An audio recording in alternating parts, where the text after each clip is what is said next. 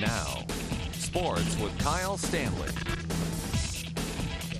For the second time in less than a week, the Colorado Mesa women's soccer team got to dogpile at Walker Field. But if there are any more celebrations in their near future, they will happen on the road. Kyle, the Bulldogs going head-to-head tonight. Yeah, two different Bulldogs. We got Hotchkiss and Palisade, both at Palisade High School. And, you know, last year, the home Bulldogs, which is Palisade High School, they kind of had a tough time. But this year, it's been a different story. Last year, the Palisade boys won a grand total of 7 games all year. But just a couple weeks into the season, Palisade is already going for their 4th victory of the season. And the dream season continues for the Grand Junction Tigers. They travel to Denver tonight for the second round of the playoffs. We have all your needs tonight at 10. Day 2 of the Colorado State Wrestling Tournament here at the Pepsi Center. We started off with right around 60 to 65 local wrestlers. Obviously, that number is down. Colorado Mesa didn't have much time to celebrate their first RMAC victory on the mats last night. After defeating Western State, they turned right back around this morning to host the first ever CMU Open. If the Rockies had it their way, they would choose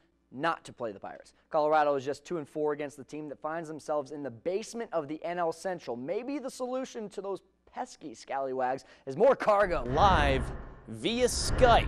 Kyle, what's the atmosphere like right now? Well, the atmosphere right now is really nothing. As you can see behind me, no one in the stadium yet, but it's about to get big because, like you said, it's number 18 versus number 2. Chaparral really underrated with that 18 seed. And I talked to Robbie Owens earlier today. He said basically from 10 a.m. till now, they've been going through the same routine that they would on a regular road trip for the last 4 years. But the bus was actually late to pick them up today, so they kind of had to mix and match. Thank you, girls. Look at this tray of food. That is some real Wisconsin eating right there. Who says you can't have fun on Super Bowl Sunday while also working? We'll be right back. All right, so this right here is not hard work, but getting a body ready for a bikini competition like Sherry Zenizek and Michelle Hughes are doing, now that is hard work. It's win or go home as the Tigers face a tough test on the road. We have full coverage from the Front Range. All right, let's do it. Biggest game of the year, biggest venue is what it's going to be in Grand Junction. Tom, back to you. You guys can talk football. What's going on? I want to go with the Bears, but that would just agree with you, and I don't want to. No, the Bears. So I'm going to be stubborn. Stanley's success got me thinking, how much do the two of us have in common besides our names? Well, apparently a few things. We were both born in 1987. Turns out we were both at the 2009 U.S. Open.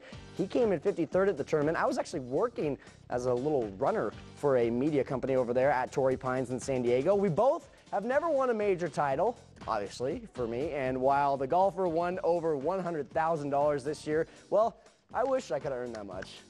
You guys thinking about that? Come on, you know those are some good comparisons. Come on, that's good for something. Small world, what do you say? We'll be right back.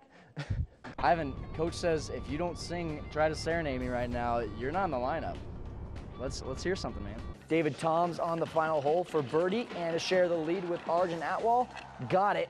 And back to McCarron's ball. Patience is a virtue, my friends. Drops in, and no lie, that was really in real time. Took 18 seconds for that ball to drop in the hole. Remember who you're playing for, all right? It's for him. Dogs on 3. 1, 2, 3. Dogs. We've dedicated the rest of our season to Gabe and everything from here on out. It's been more than a month since the death of Gabe Hellman. And to the date of his untimely passing, the Bulldogs have not lost in 22 games. He wanted to win more than anybody on the team, and I think it's starting to hit them that they need to win for him instead of themselves. The Legion squad takes that unblemished record into the state tournament tomorrow with Gabe on their minds. I look up to him. After his passing, it makes me want to work just as hard as him. So I just feel like I need to play as he would. We had practice at 6, he was there at 5:30. Maybe at the end of the day, he left at 8:30 or dark. And I think that's pushed to these kids. Hey, work as hard as you can work. Caleb Hall was one of Hellman's best friends. I was with him when that happened, and you know, you still can't understand it. But once Gabe was gone, Hall stepped up to take his place on the diamond as a shortstop.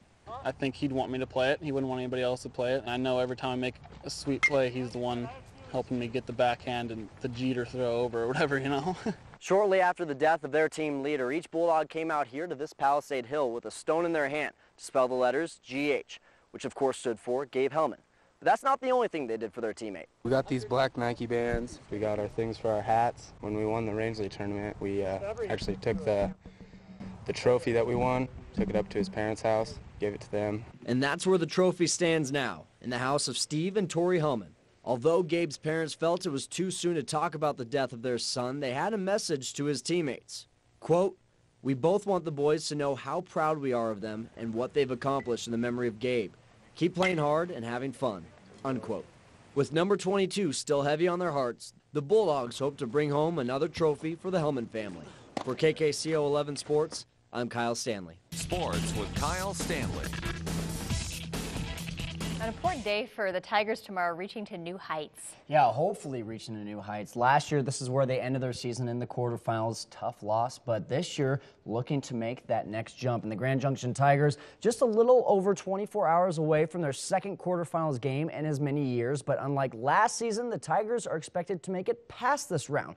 As the second seed, Junction will host number 10 Lakewood, but they will be a bit hampered as Jaron Dennis has been trying to heal from a hip bruise all week long. Coach Robbie Owens told me that the injury is nothing more than pain, but it may affect his speed. But while Dennis works on healing for tomorrow's game, Owens and the Tigers are focused on reaching a new plateau for Tigers football. You know, this is a big step for us. The quarterfinal game is always a big game. I talked to a lot of coaches this week, and, you know, the quarterfinals is always that, you know, that hump that everybody's got to get over. And keep telling them we haven't done anything, you know, special yet because we expected to be here. Everybody on the team still feels that from last year, and we stopped short of what our goal was last year, and our goal is to make it past this playoff game. This game will be at Stoker Stadium tomorrow at 7 p.m. and coming up tonight at 10, we'll hear why Owens thinks that this will be an easier game than their most recent matchup at Chaparral. The Broncos are not in the playoffs, but like the Tigers, they have some playoff implications on the line. With a tough schedule in weeks to come, tonight's game against the Jets could prove to be a crucial one. Denver still has the Chargers, Bears, Patriots, and Bills on their schedule, but tonight the Jets come to town. New York is coming off of a tough loss to the Patriots, but the Broncos are riding high with their first win streak since the 2009 season. Many are crediting the recent success to the new read option, but Tim Tebow knows that the offensive plan can change at any time. You know, we got to go in there and, you know, we got to set the tone with our physicality and with how we play. But ultimately, I think you got to be ready to do whatever is asked of you, run, pass, whatever it is, and as an offense, be ready to adjust to anything. And with Willis McGahee still being questionable, they may have to do a lot of adjusting. McGahee is said to be a game-time decision. We will have full highlights of this one tonight at 10. Also coming up tonight, the Avalanche try to get back to their winning ways on the road. Colorado heads to Minnesota for just their second win of the month. The puck drops at 6 p.m. We'll have highlights at 10.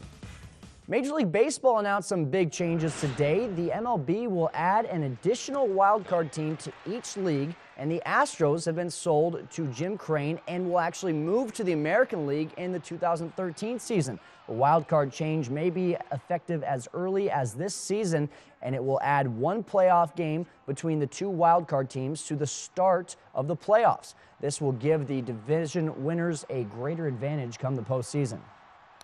And finally, more MLB news. The Dodgers' Clayton Kershaw was named as the National League Cy Young Award winner at the age of 23. He is the 9th Dodger to do so, with winning 21 games, and he led the league in ERA and strikeouts. And this is more proof that the West is the best when it comes to pitching. Since the turn of the millennium, 9 pitchers from the West Division have been awarded with a Cy Young. None from the Rockies, but Glenn, any idea who's won the most since then from the West? I'd say Lincecum. It's actually Randy Johnson. Oh, Diamondbacks. Randy Johnson. He had a stretch there from 99 to 2003 where he won 4 straight Cy Youngs. Good thing I'm not eligible to win Tuesday Sports Trivia anyway, huh? Currently it is Lincecum, though. He's the only current one still playing. Gotcha. Yeah. All right. Half point there. Yes, there you go. We'll be right back.